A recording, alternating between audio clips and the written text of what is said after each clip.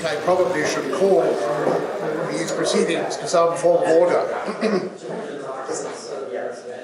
If we could all take our seats, that would, I think, be helpful.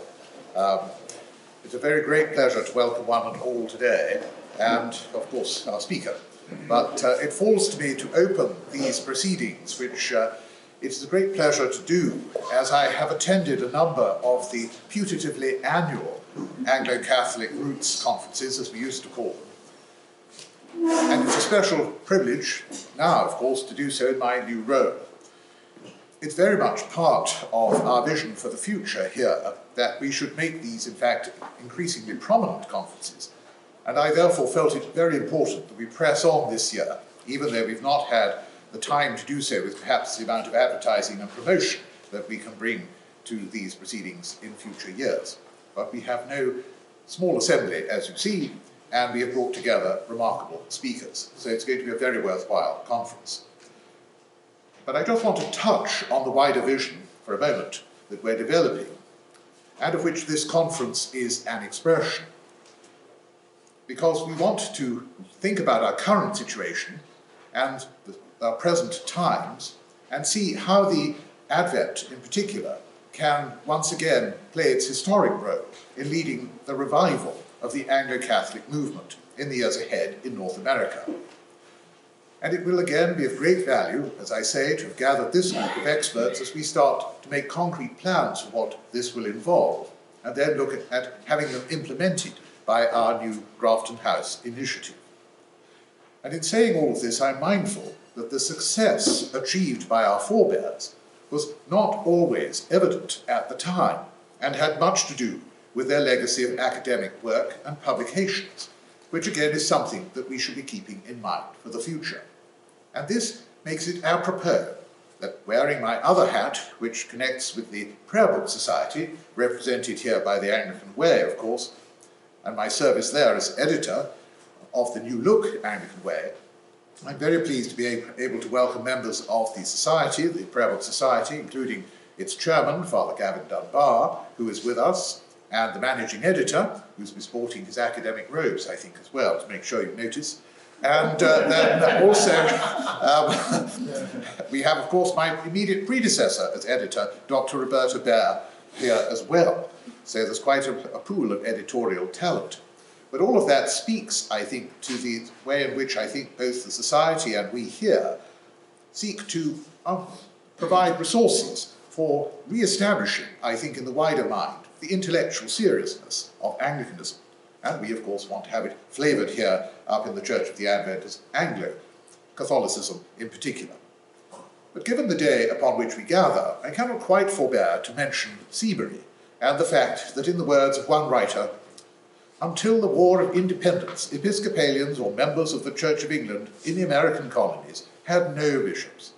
Clergy had to make the long journey to England for ordination, and 1 in 10 of them perished in the process, which sounds even more than is done to those candidates we bring before clerical research committees today. But anyway, confirmation was virtually unknown. I think we've advanced there somewhat. Church discipline suffered. But with the coming of peace, a group of Connecticut clergy, I should say, elected Samuel Seabury to be bishop and sent him to England for consecration. The English bishops procrastinated. Those familiar with the history will think that a very delicate understatement. And Seabury turned thus in desperation, as so often we Scottish folk note, to Scotland, and in particular the Scottish Episcopal Church, by whom he was duly consecrated on the 14th of November in 1784. So today is indeed a propitious one for our work. And since I've referenced him, I cannot quite forbear to quote briefly from some of his own writings. Seabury valiantly and successfully attempted to hold the loyalty of his flock and wrote to the SDG, the Society for Promotion of the Gospel, on October 6, 1764, of one George Whitfield, which is why his writing caught my eye, because George Whitfield laboured long and hard in Savannah, no less, which is, of course, where the seat of the Prayer Book Society is, and indeed the church of Father Gavin Dunbar. And he wrote about the said Whitfield at the time, "I am sorry to say he has done a great deal of mischief. His tenets and method of preaching have been adopted by many of the dissenting teachers. And this town in particular has a continual, I had almost said daily, succession of strolling preachers and exhorters. And the poor Church of England is on every occasion misrepresented as popish, and as teaching her members to expect salvation on account of their own works and deservings. Thus to be seen that even before the Anglo-Catholic movement had started, we higher Episcopalians, so to speak, and he was certainly of our number, stood accused of vain things.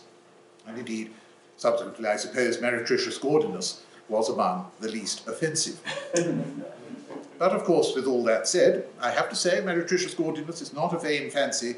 I think we have a very distinguished leader of the acolytes at the 11 o'clock service with us, and she did remonstrate recently with me and say, "Are you really going to wear that gaudy thing," pointing to my cope? So I stand rebuked from time to time with these terms.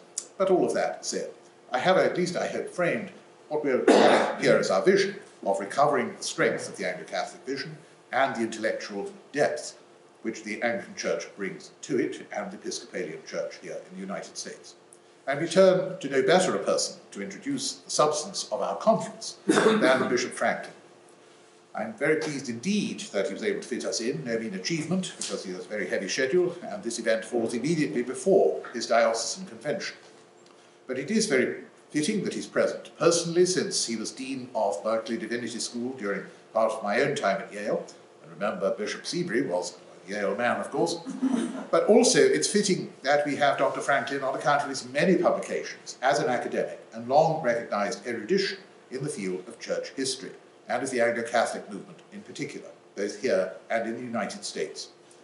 He has also had a distinguished record of service within the Episcopal Church, which continues down to the present in his current role on several of its main committees, and in the Diocese of Long Island, where he currently serves. Lastly, we do have to note that his academic career was launched here at Harvard, where he took his PhD, and while doing so, he was indeed a member of this very parish. So it's a special pleasure indeed to welcome him now to address his topic of Anglo-Catholicism among church parties of England and the Episcopal Church.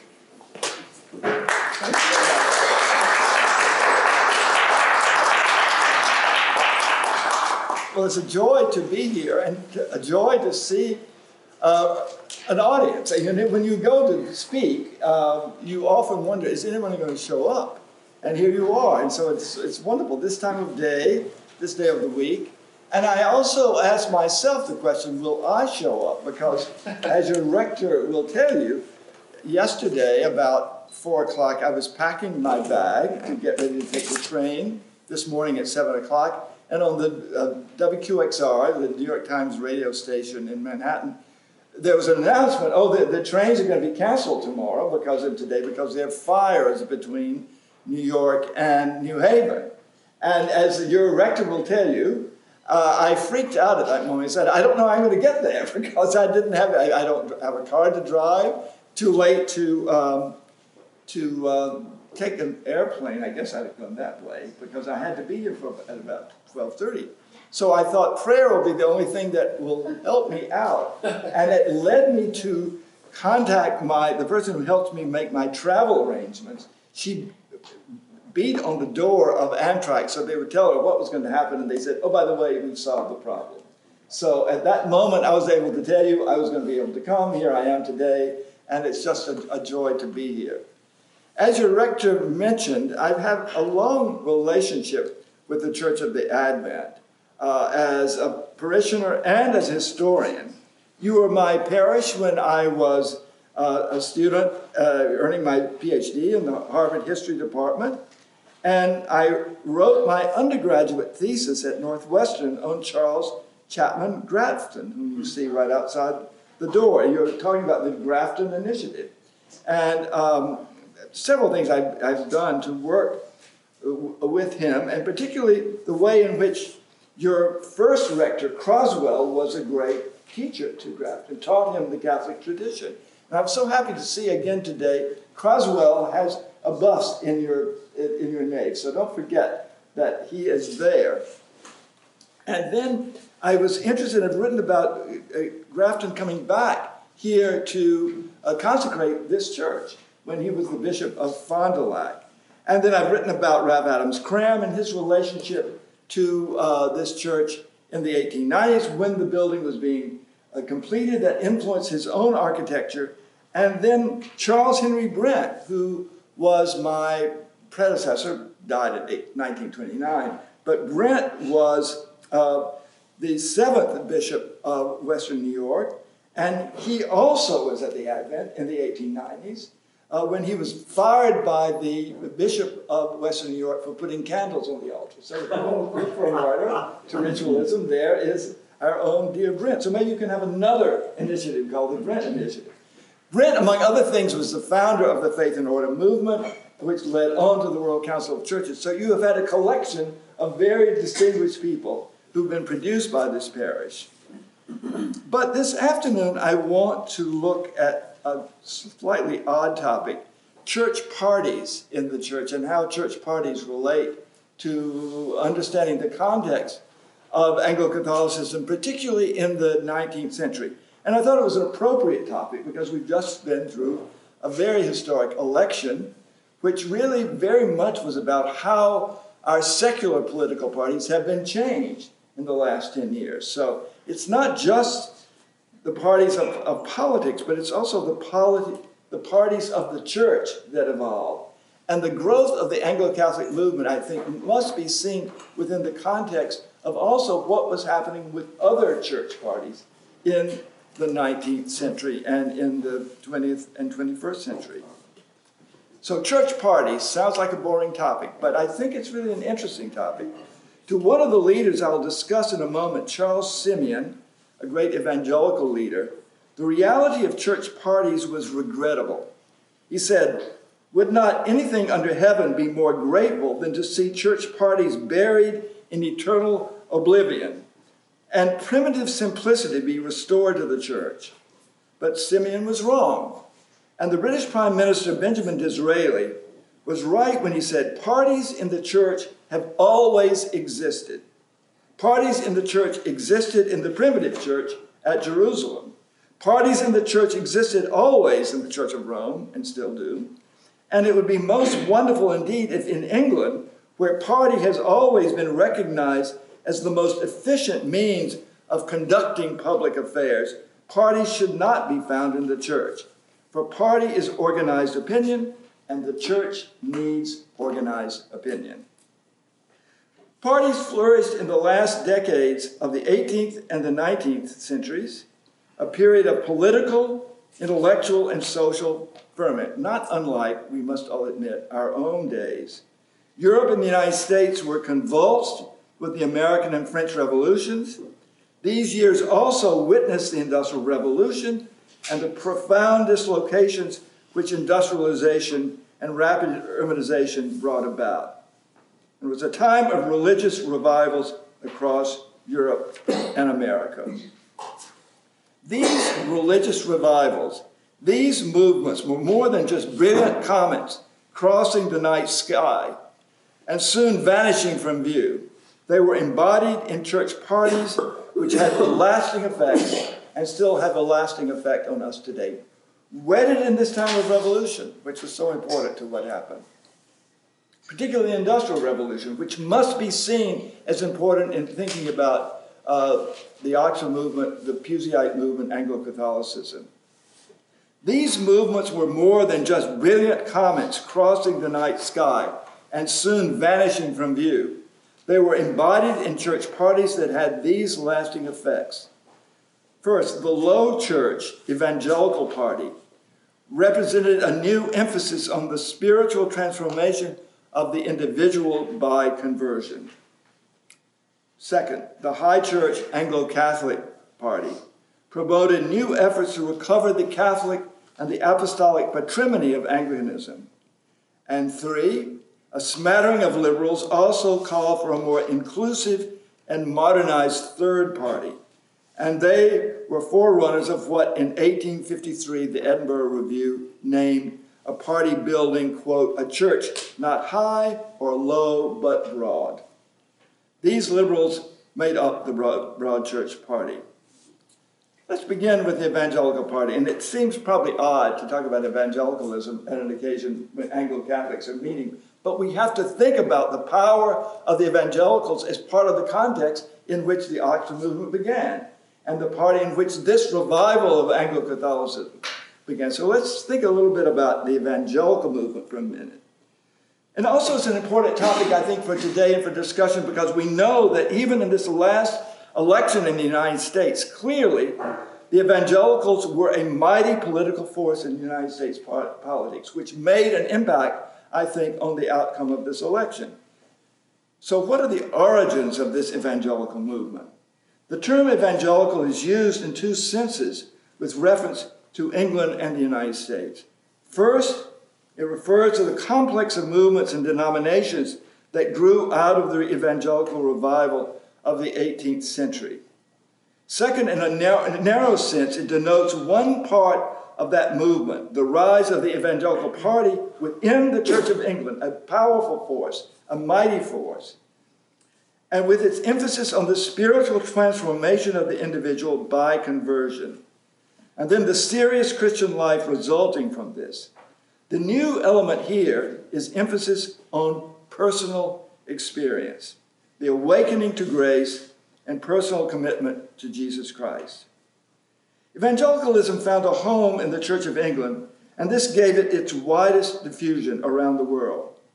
Various circles of evangelical influence arose in the early 19th century. I'll just mention one, I think the most important. The London suburb of Clapham was home of the Clapham sect, an evangelical group, not a sect. It was part of the Church of England. And the most prominent member of the Clapham sect was William Wilberforce, 1759-1833, a member of Parliament who led the successful campaign for the abolition of slavery in the British Empire. So if we say, well, did anything good come out of evangelicalism? We have to cite this as an important part of what that movement meant. It was Charles Simeon, 1759-1836, who turned this movement into a church party. Clearly, one of the reasons it succeeded because he said, we got to be a party. We've got to fight for what we believe in the Church of England. And we have to be a powerful force of organized opinion. Simeon made the University of Cambridge the real center of the evangelical party. We must bear in mind that in the early 19th century and until 1838, the ancient English universities of Oxford and Cambridge virtually monopolized the function of theological seminaries, in which the future clergy of the Church of England received their training, and upon which church parties were centered both for the development of their theology and the source of their power, and finding new clergy to fight for their... So students, for example, at Cambridge, who went to Cambridge, sat at the feet of Simeon, were turned into clergy who then took the evangelical movement out into the Church of England. We had nothing like that in the United States. Columbia University was the only Anglican university at the time of the Revolution in the early 19th century. Columbia had no seminary. General Seminary was down the street, but it was not part of a university setting. Simeon's students who streamed out of Cambridge infused into the church a new fire and passion of devotion, a spirit of fervent philanthropy, and they completely altered the whole tone of preaching within Anglicanism. I mean, we might criticize the content, but the delivery was very good. I mean, they knew how to do this. And in addition to educating and forming clergy for the evangelical party at Cambridge, Simeon built the following institutions to support the party. He created the Simeon Trust. By means of the Simeon Trust, a network of evangelical parishes was built up throughout the Church of England by buying the right to appoint the clergy to those parishes. So they had a chart, and they listed where these churches were going, and they got the money to create the endowments that said only an evangelical can come and serve in this parish. Simeon outlined the program of these parishes, the focus on vibrant preaching, aimed at conversion, confirmation as the liturgical high point. Interesting thing to note, confirmation as critical, and Bible classes with testimonials. In 1804, Simeon was the founder of the British Bible Society. In 1799, Simeon began to send out missionaries throughout the British Empire. with an evangelical point of view, and very much interesting to me as an ecumenist. He made 4 visits to Scotland in 1796, 1798, and 1815 and 1819 to build mutual connections to the Presbyterians of the Church of Scotland. Now that seems like an impossible thing for us to think about. How could we possibly do that? But actually, we are thinking about it. In my own diocese, we have a dialogue. Believe it or not, my diocese used to be the most anti-Presbyterian diocese in the Episcopal Church. It would fight anything, but now we're beginning to work. I pray for us. I don't know where this is going to go. It may lead to me losing my job, but I just want to tell you, I like Simeon in the sense that he saw this need somehow to connect to the Church of Scotland. Simeon was born in 1759. His father was an Anglican priest. At the age of 7, he was sent to Eton. And at Eton, he was remembered as one of the oddest students in the history of Eton College. So somebody else is going to fall in that category in this lecture. He entered King's College in Cambridge in 1779. He was elected a fellow of King's College in 1782. He lived in the same rooms in his college until his death in 1836, and he was buried under the choir stalls in King's College Chapel. So this Christmas, when you are listening to the carols from King's College on Christmas Eve, think about Charles King. There he is, right under that beautiful spot. I can't help but think about it now when I hear that service. So there was Kingsley, the great evangelical, buried right there. When he got at the university, he met with hostility. The university, throughout of the university, 6 undergraduates who were thought to expel too much religious enthusiasm in 1770. Several members of the faculty scheduled Greek New Testament lectures at the same time as Simeon's Sunday evening services to prevent students from going to listen to him. He was given the charge of Holy Trinity Church in Cambridge. The first Sunday he was going to preach and lead the service, the congregation locked the door so he couldn't get in. Okay, and then he broke down the door and went in and preached his sermon to 3 or 4 people. Then the next Sunday, they all had these pews, and they had keys to their own pews. So they all went to the church and locked their pews and got out so nobody could go hear Simeon to preach. But he would not give up. What was this preaching about? It was about his conversion experience.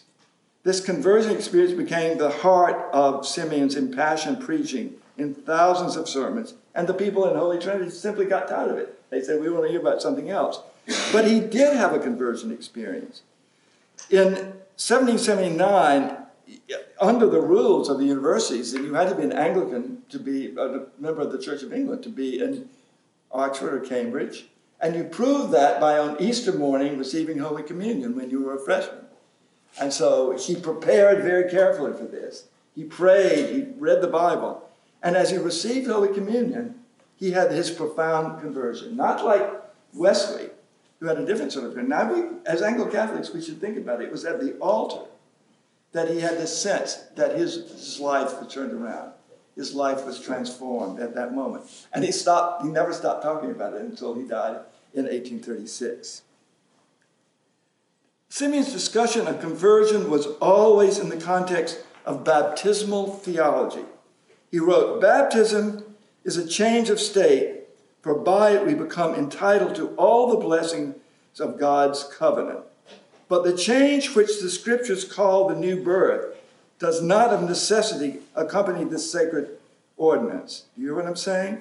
The new birth does not necessarily happen at baptism, according to Simeon. He wrote, "I believe that baptism is only the investing of us with a right which we shall not possess unless it is soothed out by faith, by an experience of conversion, a moral change which takes place in our orientation and action, in which we experience the moral effects upon us of that regeneration that has begun in baptism." This is exactly the emphasis on conversion that distinguished the Evangelical Party from other Anglicans. Now we will see there was a major difference in the Anglo-Catholic movement. Baptism. We think of the Eucharist so much as the thing of the episcopacy. See, but baptism was also a difference that separated us from the evangelical party. But I have to say, Simeon never lost his deep sense of the Church of England as a divine body, which is the spiritual context in which the new birth takes place. Simeon wrote, "All should love and venerate the Church of England, rather than spy her falls, which are mere spots on the glorious disk of a glorious sun." The second party we look at tonight is the High Church, the Oxford movement, the Anglo-Catholic party, which was all about the Church of England as a divine body, if not quite a glorious disk. They talked about a lot of things that needed to change. High Church has often been the most convenient label for one of the two great tendencies of the Church of England, the Catholic side of the Church, emphasizing the role of the sacraments and the authority transmitted by the apostolic succession through bishops. It's fundamental understanding that bishops are the transmitters of the apostolic succession down through the history of the Church.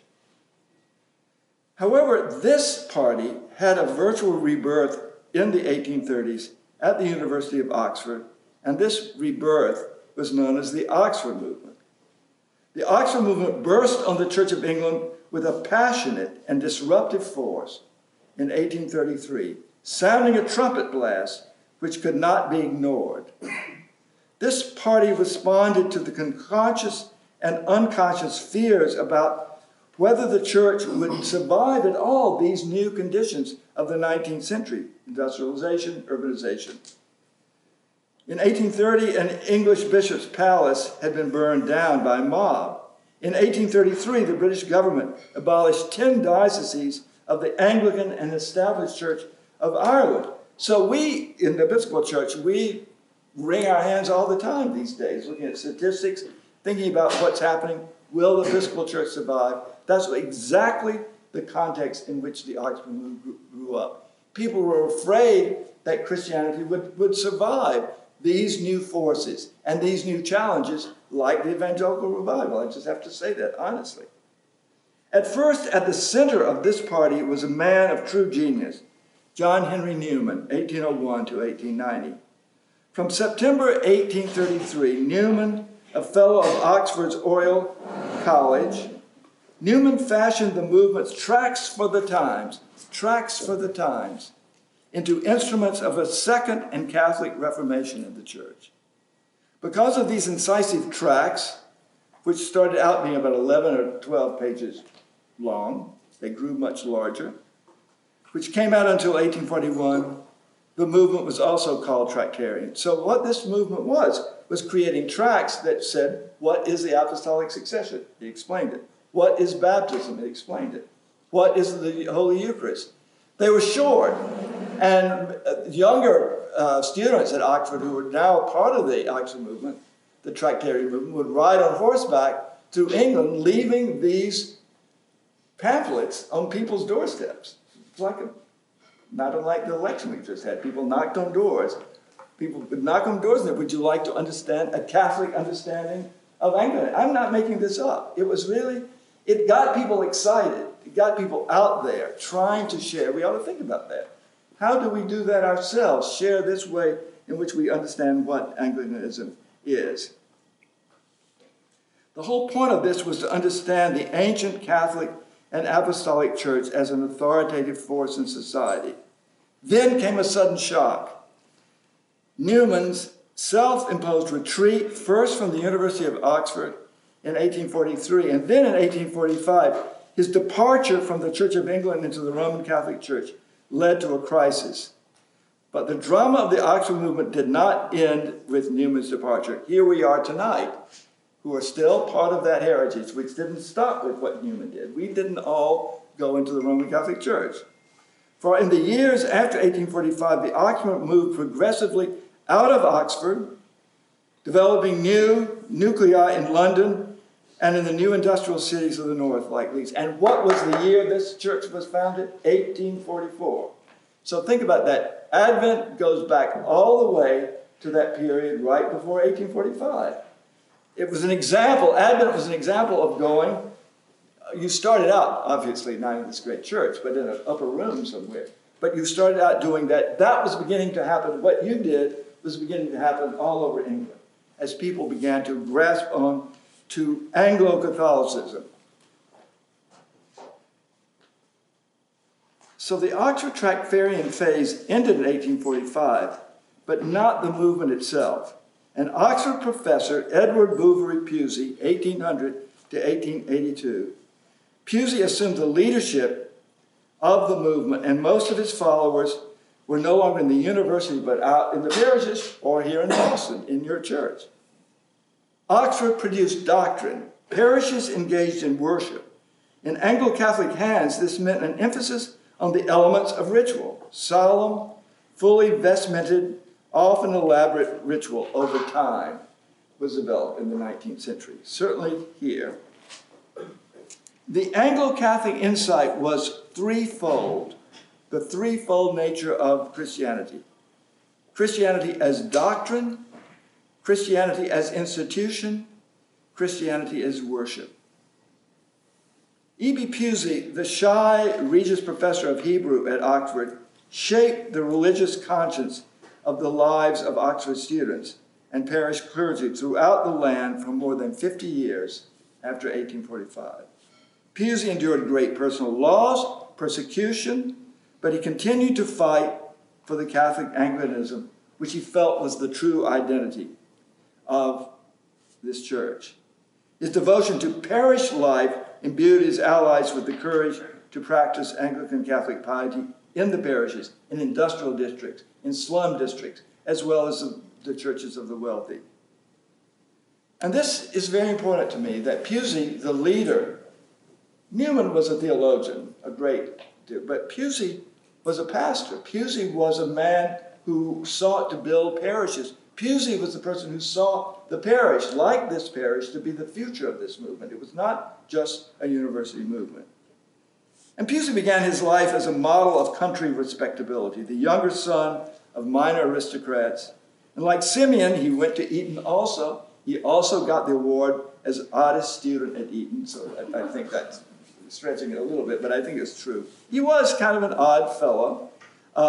He went to University of Berlin, 1825 to 26, to study the new critical study of the Bible. That's very important. He was appointed Regius Professor of Hebrew at Oxford in 1828.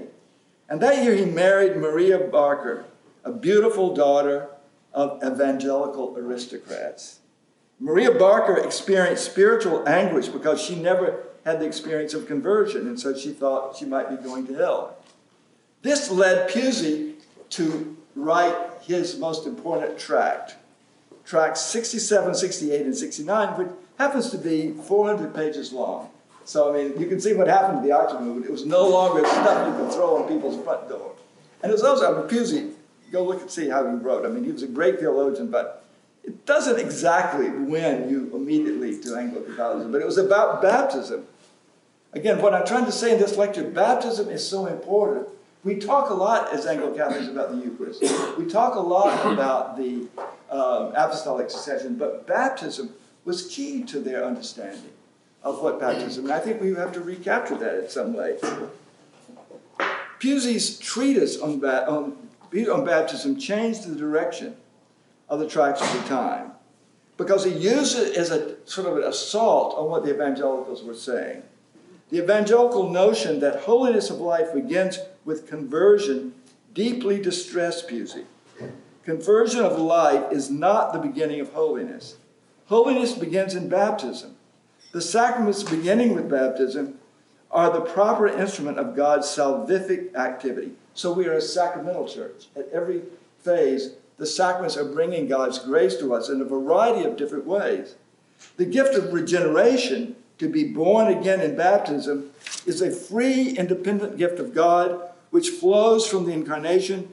It is baptism, not conversion, which is the key to Christian life. So if you want to know what is Puseyism, what is Anglo-Catholicism about, it's partly about this understanding of the crucial way of baptism. And you know what happens to me as a bishop? Sometimes I go to a parish, several times since September, and people are coming in to have their children baptized during the Episcopal visitation service. The service starts at 10 o'clock. The organist doesn't show up until 10:15. The family who's having their child baptized arrives at 10 o'clock and has their instruction in baptism for 15 minutes. That's not what the Oxford movement intended. It intended something different, that people understood this great, mighty, wonderful gift that baptism is. But Pusey's insistence on imparted holiness in baptism raised questions about what happens if we sin after we're baptized, post-baptismal sin. How can the Christian recapture the holiness of life which has been bestowed at baptism? So, to correct this, in 1843, Pusey preached a university sermon at Oxford, The Holy Eucharist, a Comfort to the Penitent. Pusey made two key points in this sermon. The sacrament of the Eucharist strengthens our life in Christ because Jesus Christ is truly present in the celebration of the Holy Eucharist. And number two, the Holy Eucharist contains within itself the power of forgiveness because Jesus Christ is truly present in the consecrated bread and wine. For proclaiming the doctrine of the real presence of Christ in the Eucharist in a university sermon, Pusey was condemned for heresy by the 6 doctors of the University of Oxford, the Oxford Theological Watchdogs, and he was banned from preaching in the university for 6 years. We forget about that. They didn't want to hear this idea about the Christ's presence in the Holy Eucharist. So Pusey said, oh, thanks, I don't have to preach, so I can go out to my parishes. And so Pusey took the unprecedented step of advocating a construction of a new church every day of the year amid the brutal condition of the mills in England. And this is important to me when we think about your church, Advent. You're 1844, 1845, 1 year after Pusey founded a church at St. Saviour's in Leeds, built entirely with his own funds. He sold his wife's jewelry, and she never got over that. I think that's what I just want to say. Just think about that. Don't sell your wife's jewelry or your husband's jewelry, anybody in here, about. And I think he got rid of her horse and carriage, too. So, and then she died of a broken heart. We could go on. I've always wished that we would have a television series on the life of Pusey, but I've never convinced anybody actually to do this. But in 1845, a year after you, he created his model church. A lot of these people created model churches. In Leeds, in which the population density was about 300 industrial workers per acre, and on all Sundays and saint days, the Eucharist was sung every Sunday by a resident college of clergy for this mostly industrial workers' parish. In 1848, a year of widespread European revolution, a visitor from the country saw how the liturgy, not necessarily the preaching, the liturgy at St. Saviour's dramatized the teaching that the workers were not despised hands, receiving less care than the manufacturer's spindles. And a priest from the countryside came and saw the worship at Pusey's church and wrote these words down.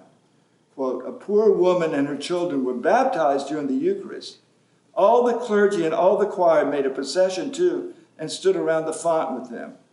We could not have done more honor to the Queen's children and their sponsors, but we did not put to shame the tattered rags and mean appearance of these poor people. They were not at all out of place in this splendid house. I never witnessed one of the powers of the church more forcibly, that of raising up the poor, and by inference I felt another of the powers of the church, that of pulling down the rich. That's a great quote because it shows us that even in 1848, people were seeing this connection between the Eucharist and social justice in the Puseyite movement. I mean, I think that's a treasure. And I think that's a tradition of that here in your parish in the 19th century, when pews were rented out and people had to pay for rent. Your parish opened some of your pews to people who couldn't pay to come in. So I think this was part of the American Puseyite movement, I'll talk more in a minute about that, of inviting poor people in to be able to join in the life of worship of the church, of what was going on. So, in the year of Pusey's death, In 1882, about 1/3 of the parishes of the Church in England were being shaped by this model of church life. And these parishes came to embody everything that the Tractarians had stood for. Pusey's life, like the network of parishes, represented a final triumph in the 19th century of both the theology and the sacramental piety of the Oxford movement. So now let me say some words about parties in the American Episcopal Church. In the years immediately after the American Revolution, Episcopalians in America came very close to forming two different denominations, a middle southern states church, a low church, and we heard about the Connecticut movement today because it's Seabury's feast day, and the Connecticut-based New England church, low church, high church. These geographical blocks of the 18th century were replaced by two church parties in our church by 1820. And they had representatives in each of the 13 dioceses of the Episcopal Church, now fully independent, but still in full communion with the Church of England. The Episcopalians who stressed the regenerative nature of baptism and the baptismal covenant were the High Church party, because they held high church and distinctive views of the apostolic succession in the Episcopal Church. As in England, those who stressed adult renewal called themselves evangelicals, the term used most often by other Great Awakening Protestants, growing in influence in the early 19th century in America. Against this rise of evangelicalism, even in the Episcopal Church, stood a great bishop in the 19th century, John Henry Hobart, the Bishop of New York from 1811 to his death in 1830. And what he saw was that Hobart took his role all over New York as the Bishop of New York and made New York have the largest Episcopal population in the United States. He went up and down the Erie Canal. He went up to my old diocese up on the shores of Lake Erie. He went to Long Island, everywhere, trying to spread this news of what high churchism is. He was on the verge of being like the Oxford movement, but he died in 1830 from overwork. He killed himself spreading the word of our church, our high church movement. We don't think enough about him as really the real advocate, laying the foundation of this high church movement within our church. But there was an evangelical party in the Episcopal Church.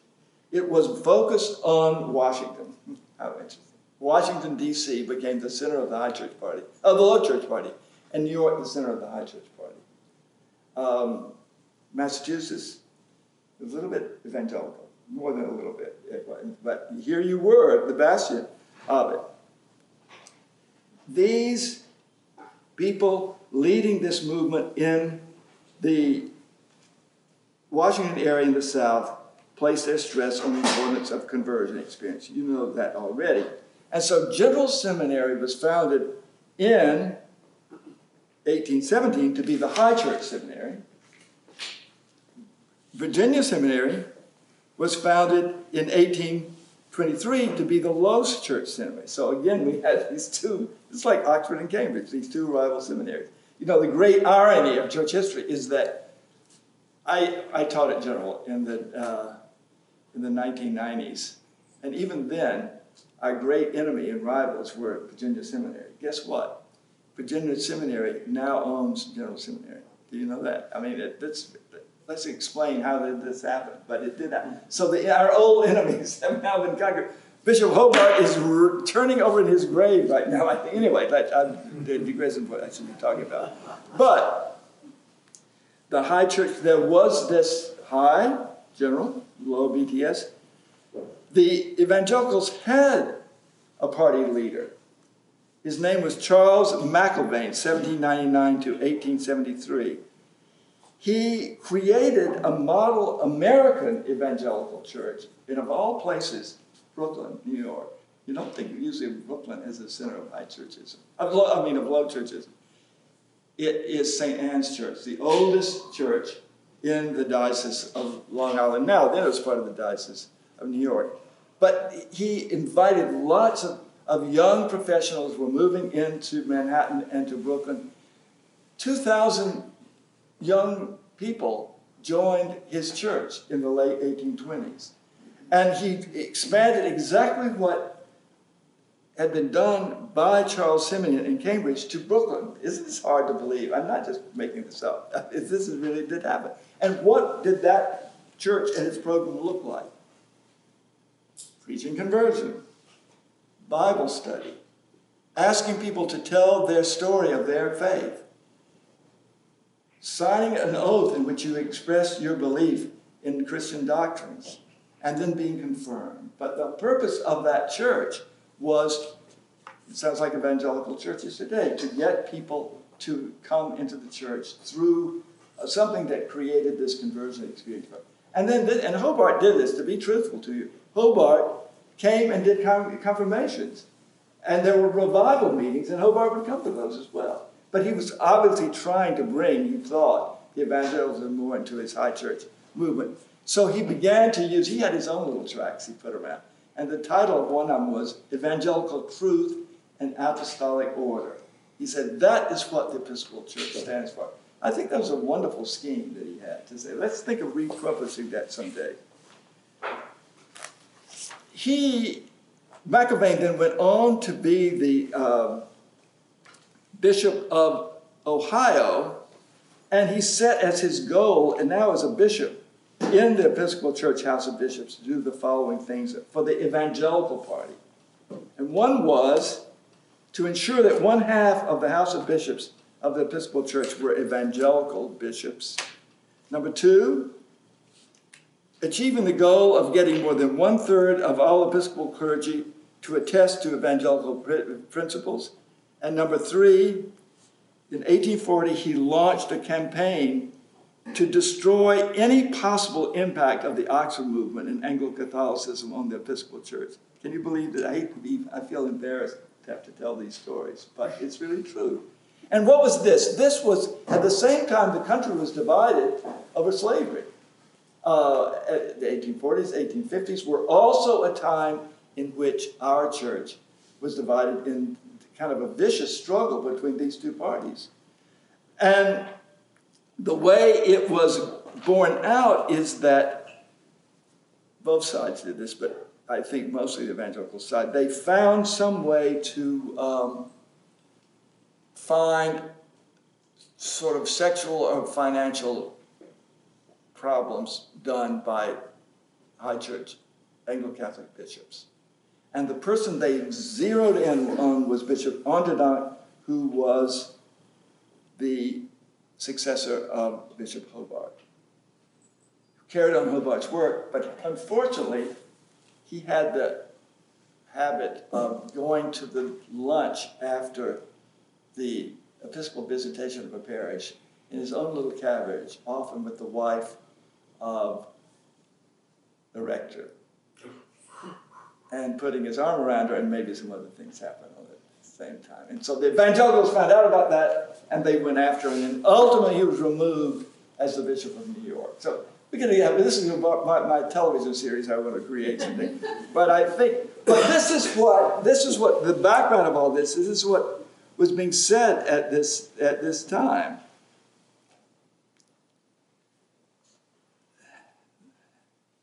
I want to find it here.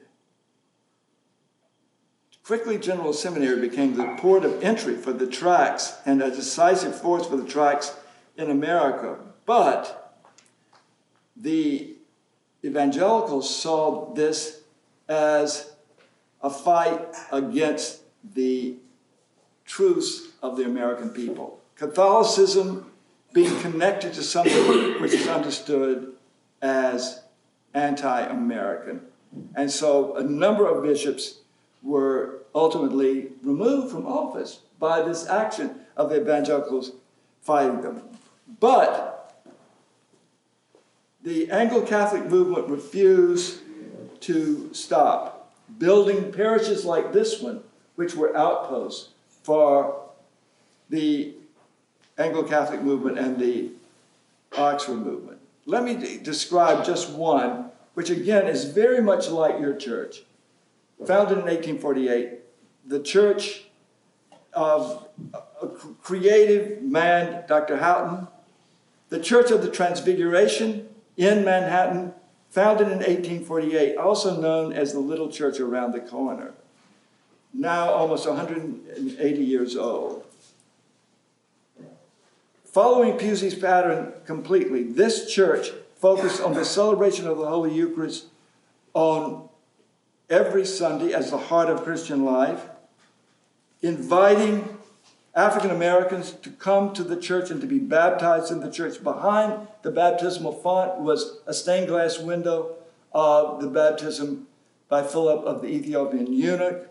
At the time of the 1863 draft riots in New York, when black people were being strung up and lynched, the rector, Dr. Houghton, stood with the cross at the door of that church and kept a white mob from coming in and lynching the black members of the congregation who had been gathered there.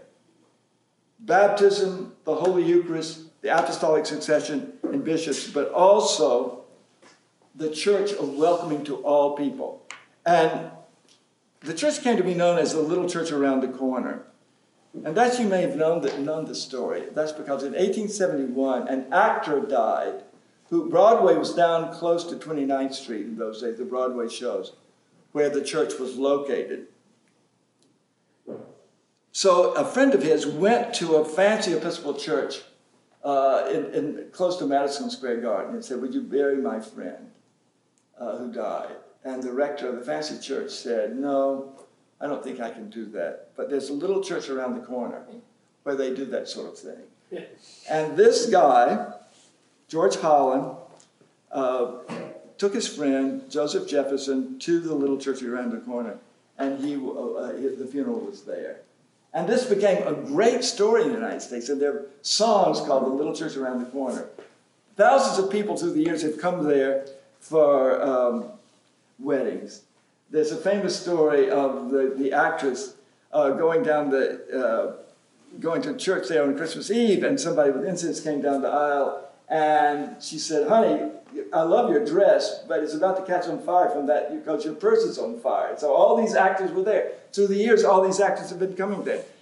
2,000 marriages there in 1 year in 1944 during the First World War. So this idea of the parishes being places of great worship, beauty, reaching out to all people, having a sense of socialism. I think that all of these things are in your DNA, are there embedded in this very time. Let me just say one last thing, and then we'll have time for a conversation because we're coming close to the time for discussion, I think. I haven't said anything about, until the very end, the Broad Church Party. I said nothing about the Broad Church Party in the Church of England. But I want to close by saying a few things about the Broad Church Party in our church. You can see war between the two parties. We know the Civil War was so bitter. The southern churches, the 11 dioceses of the Confederacy, became a separate Episcopal Church of the Confederacy. And they had a doctrine based on white supremacy as the basis of their church. So division in church, division between North and South. What happened was that we had a great leader of the party which was called the Broad Church Party, who began to think about how can the Episcopal Church combine its parties and become a symbol of both the Catholic and Protestant, become a symbol of regenerating the life of the nation. This man was William Reed Huntington. He was born in 1838. He was a Unitarian. His uncle was the preacher to the University at Harvard. He graduated in 1859. He became an Episcopalian. He was a priest in Worcester, Massachusetts during the Civil War. And then after the Civil War, he began to say, what can we do as the Episcopal Church to bind up the wounds of the nation? A central concern for Huntington was for the Episcopal never to act, as he put it, like an exclusive sect, intoxicated by a fluttering of surplices and the distant vision of cathedral spires, but to act rather as a branch of the Catholic Church, seeking to bring ever fuller concreteness the Catholicity of the Church and its organic unity. Our whole topic this afternoon, the Catholicity of the Church. And he said we should do this by having 4 beliefs, which are the heart of what we do believe, and which we do believe that if we want to go into communion with other denominations, we have to follow those. And they're on the back. They're so important to me. They're on the back of you could see my Episcopal cross here. You'll see the ones there, the 4. And the 4 things that he says that we stand for are the Holy Scriptures as the inspired record of God's self-revelation to humanity, the Apostles and the Nicene Creeds as witnesses to the faith of the historic church. Number 3, the sacrament of baptism with water and the supper of the Lord, ministered with the unfailing use of Christ's words of institution, and the historic episcopate as a fact deeply rooted in Christian history. That's really the only official definition of what Episcopalians believe in at the moment. If you need a tract to put out to somebody, we believe in these 4 things. And my argument to you tonight is this is a movement of the Episcopal Church to a more Catholic position than it had before. In other words, I'm ending my lecture here by saying we're talking about Catholicism. In a way, the Oxford movement ultimately had made its great impact in saying that we have, each 4 of those things are things that Pusey wanted, the Oxford leaders wanted for us. So with these 4 as its theological framework, Huntington, as a member of the broad church movement, asked Episcopalians to start thinking of themselves as the national church, bringing into unity the other denominations of the church. Such is the church for which we wait. Now, Huntington is an interesting guy because he's talking about welcoming everybody, bringing everybody in, but he was actually got the job as the rector of not the richest church in the Episcopal Church, that's Trinity Church, Wall Street, but the most fashionable church in the Episcopal Church, Grace Church, Broadway, New York. So if you look and read some of the great novels about New York society in the 19th century, he often appears in wedding scenes. And he was kind of the epitome of the handsome Episcopal rector presiding over a wedding and had all these parishioners from wealthy families in New York going to church. And when he was first made the rector of Grace Church, the New York Sun did an interview with the head of the vestry, the warden of the vestry. And so the guy said, well, I see all these poor people outside your church. Why don't you invite them in? And the warden said to the New York Sun, if we were Methodists, we would invite them to come in. But we're Episcopalians. It's not the souls that we want. It's the dollars that we want. So please don't use that next time when you have a Catholic. But he changed that. I just want you to know. That's what when he arrived. But again, he brought in all that he was saying there, this sense of the Catholic tradition also includes social justice. Does everybody, how many times have I said that? And I think I'm coming to preach to you like an evangelical, but I'm trying to get this idea out there. And as it happened, in 1886, at a meeting of the General Convention of the Episcopal Church in Chicago, the House of Bishops, by unanimous vote, bishops from all 3 parties passed these 4 things. So from 1886, we've had this as our basic doctrine of our church. These simple lines, but they represent our whole theological tradition. And in 1888, a majority of all, more than a majority, almost unanimously, all the bishops of the Anglican Communion at the Lambeth Conference voted in this American document as the basic statement of what Anglicanism is. And so it became called the Chicago-Lambeth Quadrilateral. Christopher Wells was here to talk about it. And my old friend, my old student. But I've tried to give you the background of this tonight and how we got to that point, that this statement would be really a statement of our faith, which shows how Catholicism ultimately moved more deeply into the life of our own church because of witnesses of parishes like this. My 3 Advent heroes that I've tried to look at their life, Bishop Grafton, Bishop Brent, and architect Ralph Radams Cramp, each saw the Chicago Lambeth Quadrilateral as moving Anglican identity in a richer Catholic direction. There he is, his vote, his picture is right out there. Bishop Grafton voted in favor of the quadrilateral at the 1886 General Convention. He also voted for it at the 1888 Lambeth Conference. And he immediately moved to establish closer ties to American Orthodox bishops and Belgian Roman Catholics who joined the Diocese of Fond du Lac in Wisconsin. And then Ralph Adams Cran, nurtured here also, who moved toward an understanding of a richer ecumenical Christianity, which he used the word Catholic ecumenism to describe. And then Bishop Brent, nurtured by you, was the founder of the Faith and Order movement that evolved into the World Council of Churches, which was his understanding of what Catholicism could mean. This afternoon, I'm giving thanks for these three Advent heroes, Grafton, Brent, Cram, and their faithfulness to the consummate healing that flows from the Catholic tradition, sustained here over the years in this parish since 1844. That tradition that flows from the very life of God and that links us to the church of the past, but that also links us to the church of ages to come, and ultimately to the church ever enjoying the Blessed Communion in and with the Holy Trinity. At this moment of the installation of our new presiding bishop in the Episcopal Church and a new president of the United States, the health of this church envisions that hope in prophetic wonder, even though we have our own fears and worries. The Catholic tradition ever flowing from the renewed temple of God, watering trees whose fruit shall never fail, whose leaves are for the healing of the nations.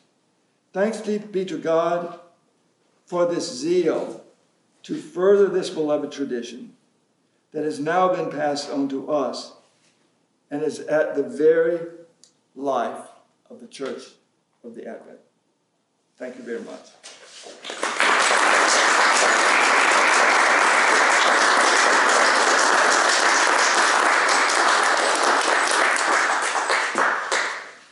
Well, Dr. Franklin, very much thank you for your very wide-sweeping remarks there that brought in many aspects to the history of not only the parish, but the movement to which it has been witnessed. And I have to say, you are all the more to be commended for not airbrushing out those occasional moments of lapse. Your picture was not altogether rose-tinted. No. So there were moments there that were perhaps less comfortable than we might have wished. But I'm not too many. no, absolutely. But just enough. They represent the reality and not simply something that was a taste of fiction. But it gave an eloquent, I think, testimony, not only to the roots that we have going back to the Oxford movement itself, but also to the way in which we were able to have influence, not only liturgically, but also in terms of our social outreach. Absolutely. And the importance, above all, of the sacramental vision of theology that is central to our work. Yeah. So I'm sure that there's been sufficient stirring up there to provoke a suitable controversy, which to energize us before we go to the tranquility of even so. Okay. Yes, Professor Torrance. Thank you very much for your presentation, my lord. I wanted to ask you about the normativity of infant baptism in both the high church and the low church traditions. Both of them seem to have a strong emphasis on the experiential side of religion, and I wonder, is that reconcilable, say for Charles Simeon, with the normativity of infant baptism, which is the ancient position of the church, and is certainly the position of the church during the 16th century? Yeah. I mean, I think that he really thought baptism was the norm. But he thought at one point, I think he has someplace, he said, baptism is like, you have to have it, but it's like a treasure you get and you put in something like a bank vault. And you lock it up in there, what you've gotten, which you must have. But when you have a conversion experience, that is the key that opens that door and allows that power of baptism actually to move through you. But I think nobody wanted to move away from the importance of baptism, but it was really the thing that separated the two parties, right, in the early 19th century and perhaps until now. And this allows me to think, I think if I'm trying to argue here the growing Catholicity of the Episcopal Church, it's not only the quadrilateral, but it's also our 1979 prayer book. I think everybody in the room knows that prayer book moved us to a much finer and deeper doctrine of baptism that I think both parties could share. And so in a way there was a kind of for example, we said if you're baptized, you don't have to receive confirmation to receive communion. Until the 60s, you would have to have done that. But after 1979, you do not. So when I baptized my little grandson in the Columbia Chapel, I gave him a little bit of Holy Communion and a nice big spoonful of wine. And he just smiled away. I said, this is a true Episcopalian day. But so I think your question is very, very good. The thing I'm trying to leave with everybody and keep discussing this is we just take baptism for granted. We don't talk a lot about the theology of it. What's going on there? Why is this so? Should we talk more about confirmation? Obviously I think we should, but I think we have to put it in the right perspective with the importance of baptism. Baptism brings you into the body of Christ. Baptism is the initiation. I believe that confirmation is a sacrament. I believe that grace is imparted there, but it's a grace that's imparted to help us to lead the Christian life. And it's a context in which you proclaim your faith in Jesus Christ in public.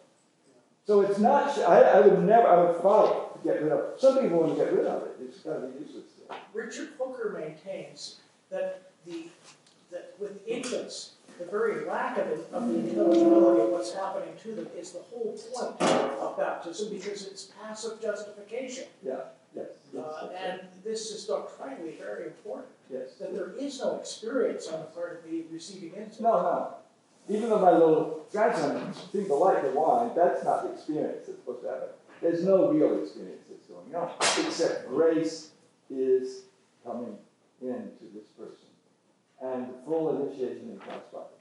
So I wish maybe you could have a class sometime on the 1979 prayer book. That's not like the most boring thing in the world, but I think just looking at the rubrics of that prayer book are extraordinary about what is Eucharist, what is baptism, what is the role of lay people, without ever doing anything to deny the role of bishops, priests, and deacons, the three orders of ministry of our church. And these might be doors to other denominations. That's what I'm hoping comes out of our work with Presbyterians.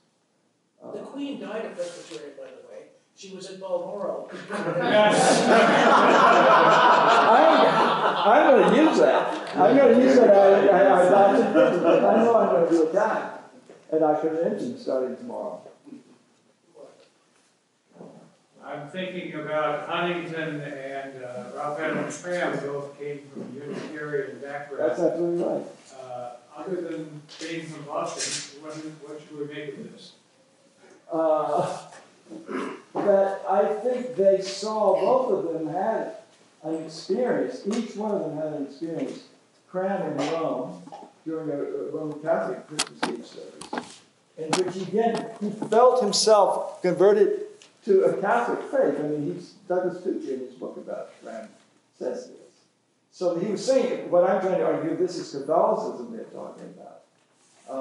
And I think Huntington, he used the word, even on the quote I used, he used the word Catholic to describe what this is. But I think that freed them up, perhaps, to see a deeper vision of what Christianity is, because they had been Unitarians. It's a wonderful question. I mean, we should talk more about the two of them coming from Massachusetts Unitarianism. I don't think we have a dialogue with Unitarians, do we? And T.S. Eliot. And T.S. Eliot, too. Eliot would be one. But you've got King's Chapel right over there. Maybe that might be as... well, one of the most eloquent testimonies to our connection is that they use the Book of Common Prayer, albeit with the Trinitarian bits removed. I know, and they were there, right? We have, therefore, in my view, quite a lot to talk about. Yes. I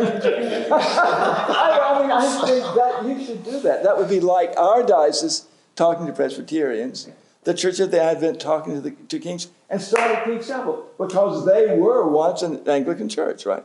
We will certainly remind them. You did? We did, and I can tell you it was back in the 1970s, and Carl Scoville, Yeah. who was the rector there, used to come and preach here, and we would send Harris Collingwood over there to preach. Now, what happened in the meantime, I'm not prepared, I have no idea. Okay. But that... They didn't travel in a carriage from one to the other. That seems a bit iffy, historical precedent. Oh, that's, I think, I'm not making a joke about this. I think it would be an interesting thing to pull out the prayer book. Now, what if you could make a little change there? I think.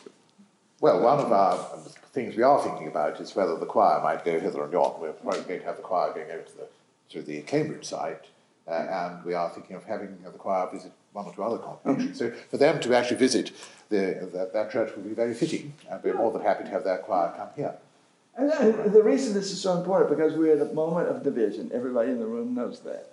So as Christians, how can we not do all that we can to show our own unity at this time? I mean, we complain about a divided country all the time, but what about a divided church? I mean, it makes no sense. Now, I don't know how to answer this. You know that. I mean, I don't know how to solve these things. But what I wanted to value was looking at Simeon working with the Church of Scotland, trying to do what he could then. And he could have been defrocked for that. I mean, some of that, his preaching in the Church of Scotland could have gotten him into great trouble, but he did it. Yes, it is a very unexpected connection. Though Presbyterians have got around, I have to say, because there was an unexpected mission whereby the church, the Coptic Church, sent 2 or 3 of its bishops in the 19th century to study at, I think it was Glasgow University. And that's had an immense subsequent influence on the very central place of their study of the Bible, which is true to the Coptic Church even now. So one of the largest things which the Coptic Pope holds every week is his Bible study in the cathedral, with about between 3,000 and 6,000 people at it.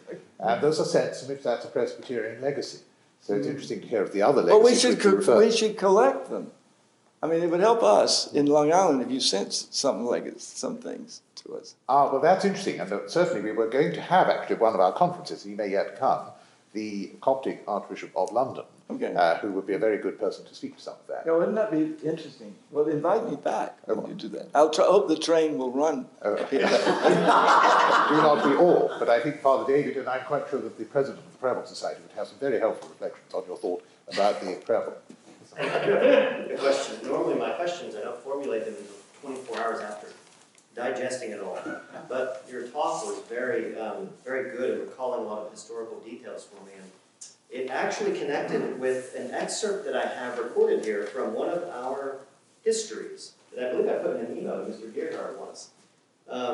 This was in our history from the Church of the Advent's history, 1944. Okay. It is quoting a work that someone was writing earlier at the beginning of the 20th century, and I think it was the rector at the time.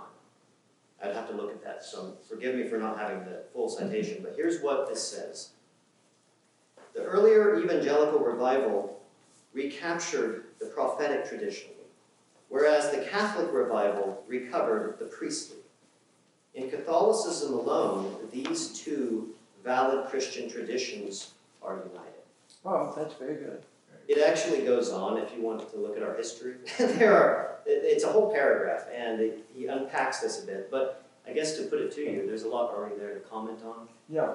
Would it be as simple to conclude or to entertain the idea that a Catholic identity, an English Catholic identity, is simply taking the best of both parties, bringing them together and marrying them? Oh, I Is it think that so. simple? Oh, I think that's absolutely right. I think that's what Huntington was trying to do.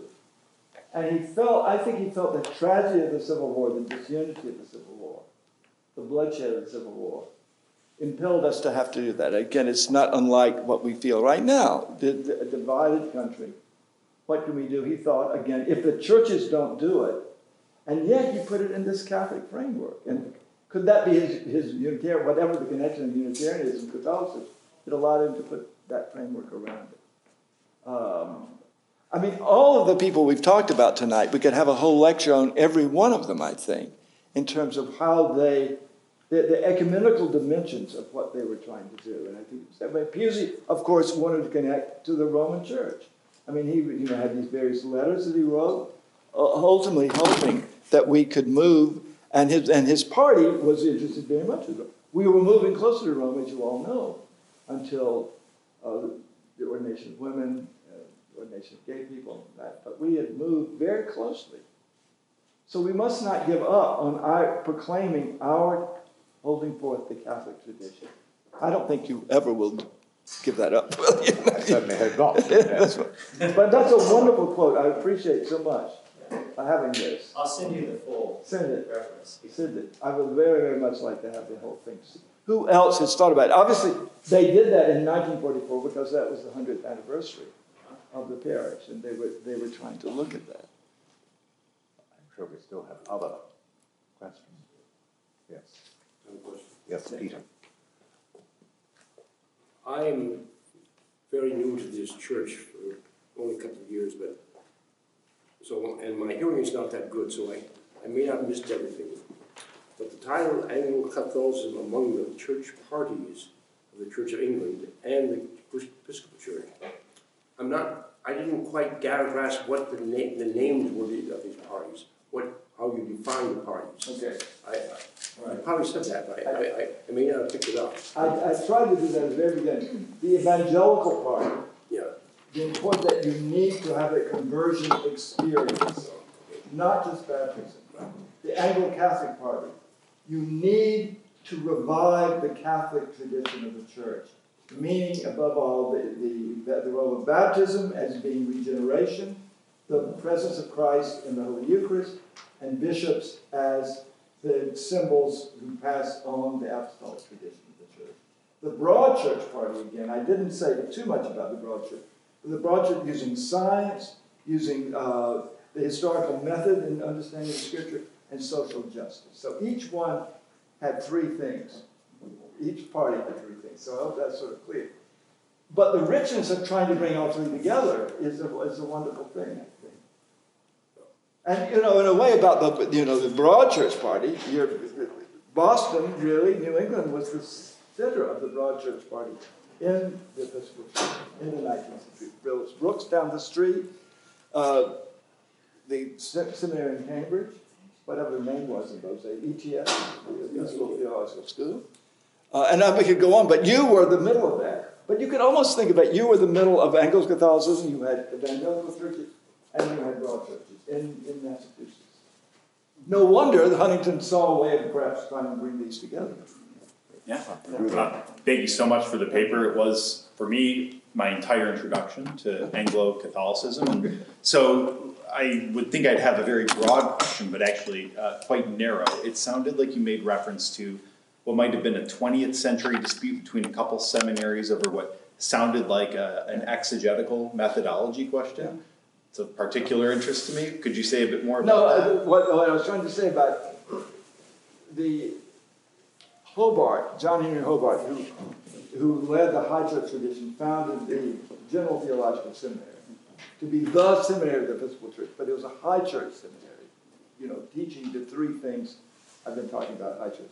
Virginia Seminary was founded by the low church, by the evangelical church down there in Virginia. And sort of a joke, but it's not a joke, is that the high church seminary, GTS, has sort of collapsed and been taken over by the evangelical seminary, VTS. That's what I was trying to talk about. Right.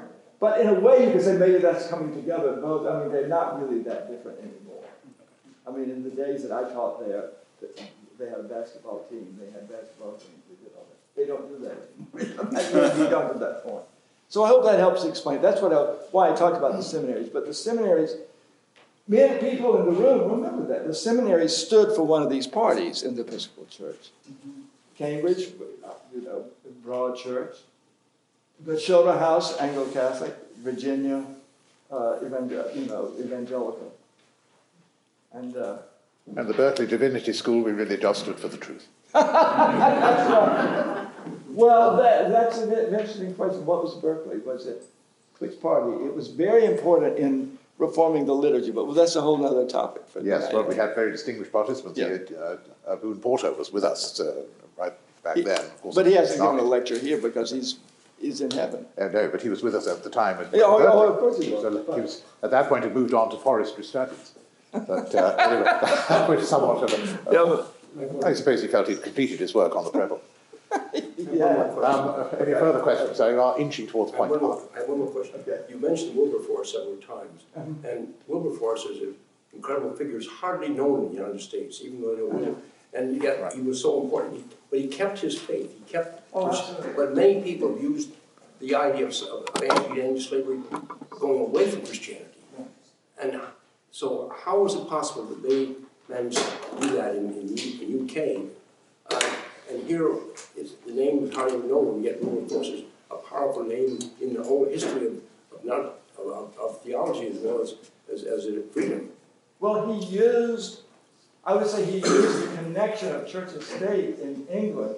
He was a member of Parliament. He used the power of Parliament, I think, and because most of the people in the English Parliament were Christians, to push this.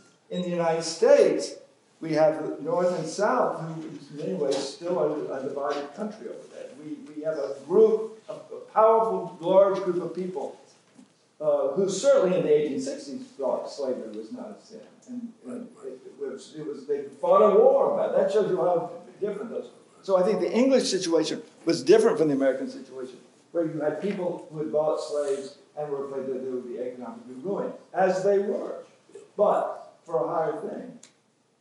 But I'm so glad, you were praising what a great figure Wilberforce was. Vilified, but ultimately successful. Indeed.